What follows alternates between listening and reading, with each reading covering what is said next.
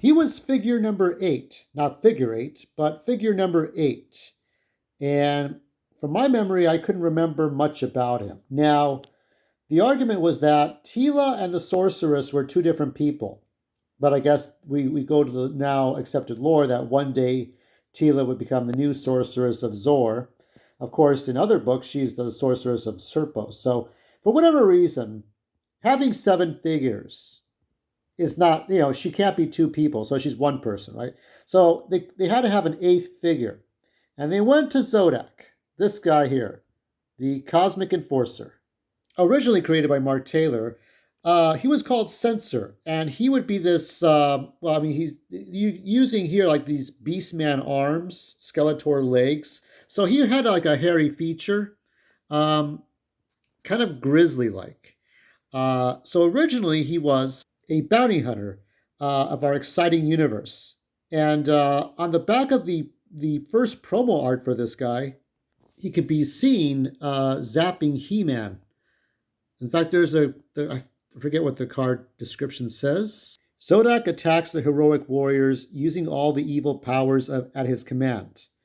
Now, it had been established later on that he would be maybe a good guy, maybe a bad guy. He was that person, I think my sister called him Zodiac, because it sounded like Zodak, Zodiac.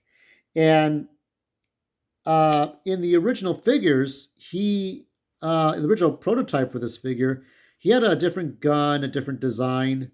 This is him from the Filmation. I'll go over the incarnations in a moment. Here you can see that you don't see the hairy arms. You don't see the grisly look.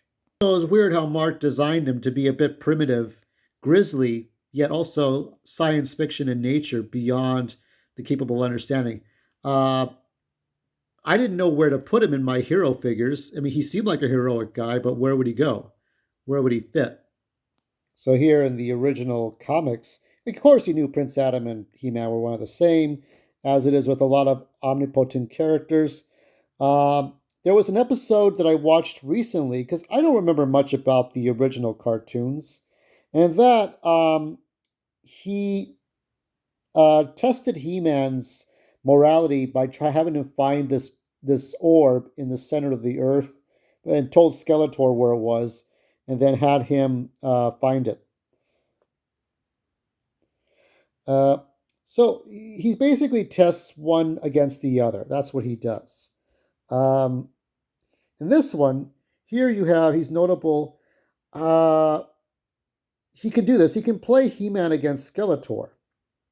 See, for him, all that matters is the balance of good and evil. Lady Bird, what is this? This depiction reflected on the fact that Zodak was marketed as an evil warrior. So it's like, is he evil or is he good? And when would he allow?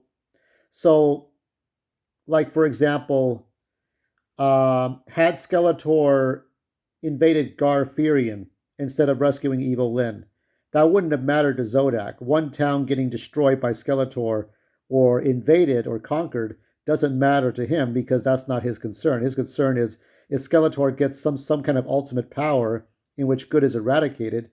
Because if He-Man died and the power was passed to somebody else, Zodak could live with that. So that's the kind of thing that was going on. There's different versions. So many different versions of this guy.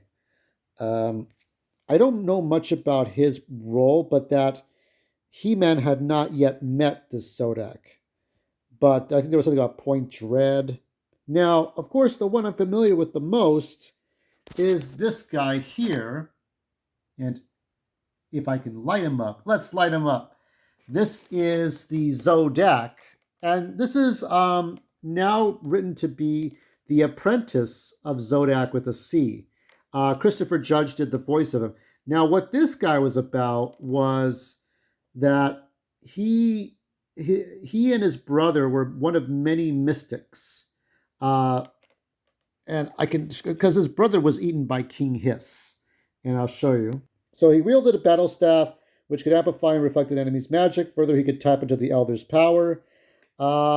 His brother Zelar's death. So Zelar was eaten by King Hiss, and he let Evil Lyn and the Snake Men take his staff so they can free King Hiss so he could kill King Hiss. Uh, Great. I mean, next to Kratos, I mean, Christopher Judge did some really good voice work. Um, this Zodak became his replacement on the Council of Elders when the Cosmic Enforcer left Eternia. So Zodak, the original Zodak, he fucked right off and then left this guy in charge. During the first battle, Ultimate Battleground, that would be King Grayskull. They took part in the second Ultimate Battleground, that's He-Man versus Skeletor. And then the third Ultimate Battleground would be Skeletine, the Descendants, Dare, King He-Man, and Teela's son. Um, so I really liked this guy the most, if you really had to ask me. Now, there have been many versions of Zodak. It's like you are to go no further in your quest to obtain the powers of Grayskull, anti-He-Man of Eternia. Should you disagree with this, the cosmic enforcers of the multiverse are here to stop you. Don't know this guy. That's Strobos, right, with the light. And that's the original Zodak, I think. And there's this guy. And then there's Spectre. Or not, it's not Sir Laserlot, but he's one of the guys from the future that helped fight alongside King Grayskull.